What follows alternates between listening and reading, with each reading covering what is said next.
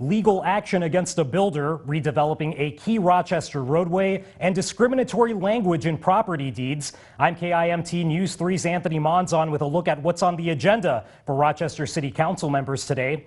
The council will decide whether to start working on the North Broadway reconstruction project by accepting a bid for construction. Officials say the project is intended to transform the Broadway Avenue corridor into a gateway to downtown Rochester. Elcor Construction says it can complete a modified version of the project for just over $18.3 million. Construction was expected to start last year, but was ultimately delayed after bids came in higher than anticipated. Council members will also consider authorizing a lawsuit against the builder and designer of a downtown parking ramp.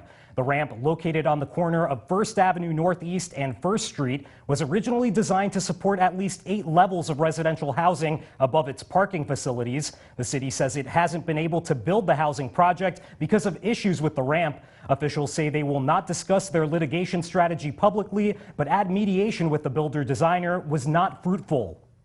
Today, the council will look into a recommendation to transition the city into a 2-year budgeting process. Staff say doing so would allow council members to focus on developing a budget in the first year of the process and more focused strategic planning in the second. City leaders will also review factors influencing Rochester's next budget, including pandemic impacts and expense trends.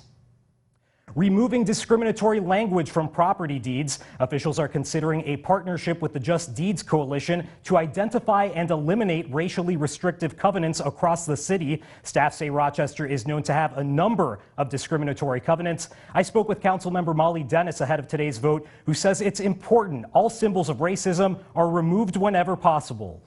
Councilmember Dennis, thank you so much for speaking with me today. Now, I want to gauge your opinion on why you feel it's important to go ahead and sign on to this program as officials here in Rochester are working on improving diversity, equity, and inclusion here in the Med City. Well, thank you. This is an incredibly important issue. Rochester needs to get rid of all symbols of racist, prejudiced language. And this, of course, includes the discriminatory covenants. And we also have to be an example for other communities. So this is wonderful. It's long overdue and wonderful that it's being addressed. And again, the city attorney, Jason Lewis, in the documents here ahead of today's meeting, identified that, again, some of these covenants haven't been enforceable for many years. However, he feels, again, it's still an important action for the city to take. Do you agree with that opinion?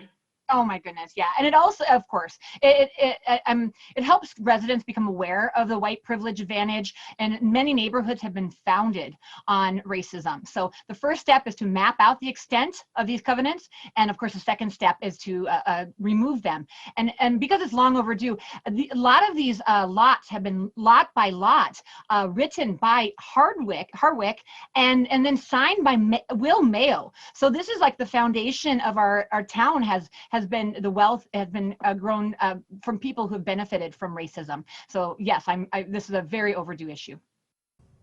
Councilmember Dennis adds, while we can't undo the past, it's important we address injustices and the harm caused by discriminatory housing practices. Dennis adds she is confident her colleagues on the council will also support the proposed partnership with the Just Deeds Coalition. An extension to a local outdoor dining program will also be discussed during today's City Council meeting, which begins at 3:30 this afternoon. Make sure to stay with KIMT News 3 on air and online throughout the day for continuing coverage.